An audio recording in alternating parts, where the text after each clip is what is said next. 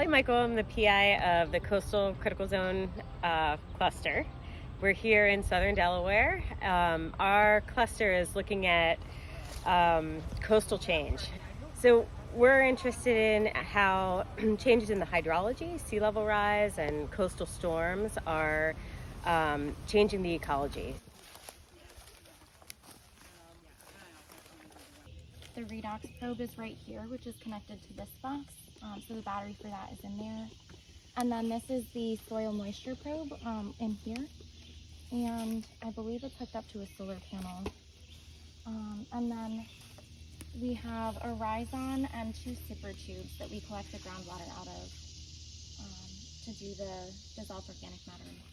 Salt marshes are migrating into forests and into agricultural fields, and as that happens, the biogeochemistry in the soil is changing as well, and as is the geomorphology. And so there are links and feedbacks between hydrology and ecology, biogeochemistry, and geomorphology that are going to change the fluxes of water and of critical elements between land and sea. What I've been working on here at Milford Neck is we have these sap flux sensors you may have heard about in Karen's presentation yesterday. If you remember, the way they work is they have these 3 prongs, where the middle prong is a heater and the top and bottom prongs are thermometers, basically. So if you send out a quick heat pulse from this heater and you measure how long it takes for the pulse to reach one of the thermometers, you can get a good idea, given some parameters about a tree like this loblolly pine, for example, how fast and what direction the water's moving.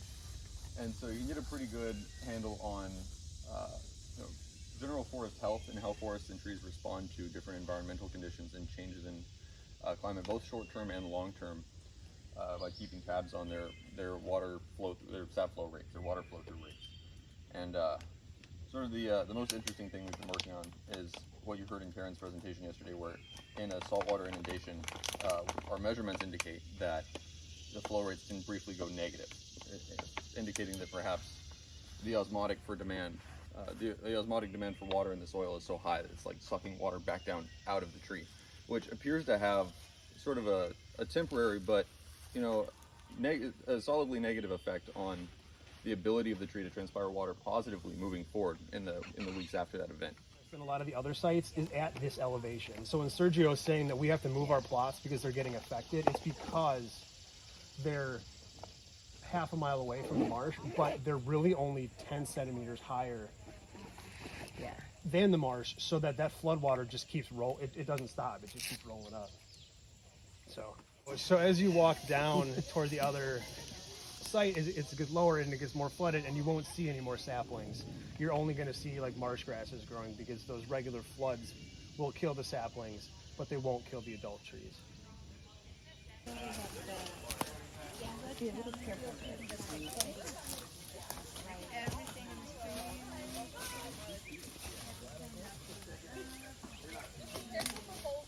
Soil moisture sensor at some point around here. It's buried under the frag, but it's here somewhere. And yeah, right now it's low tide, so it's actually pretty dry compared to when we usually come. Like if you come in high tide, the whole thing is submerged. So you can Just major takeaways. So for the redox probe, like I would say the biggest controls right now is lithology. So I see the most change in like the interface between when it moves from silt to sand. These systems are changing rapidly. On average, Matt Kerwin's group estimates that the marsh or the forest is retreating about 30 meters per year. The Phragmites is sort of the front line of the marsh migration. So this is an invasive species that's essentially moving into what was forested land and agricultural land.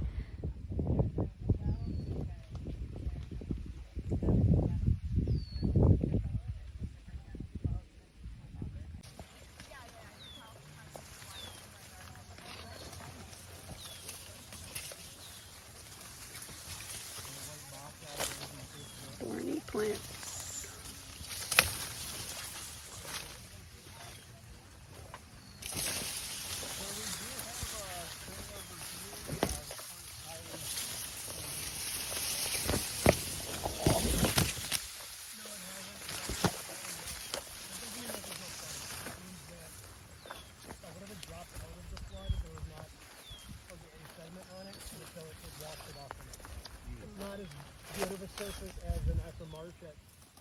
removing and trapping sediment to save the toxins to deposition. And there's none on it, but I've been out here when the water's been. I think I've walked. This is important because the change is happening rapidly. So it's important for our farmers who are losing their farmland. And it's also important because these changes aren't, just leaving behind ghost forests that remind us that it's happening, but they're also really fundamentally changing the structure of the critical zone and its function. And so in order to understand the implications of that, we really need to understand the processes that are occurring and how quickly they are. I see instruments. Let's tamper with the instruments. And I like drama.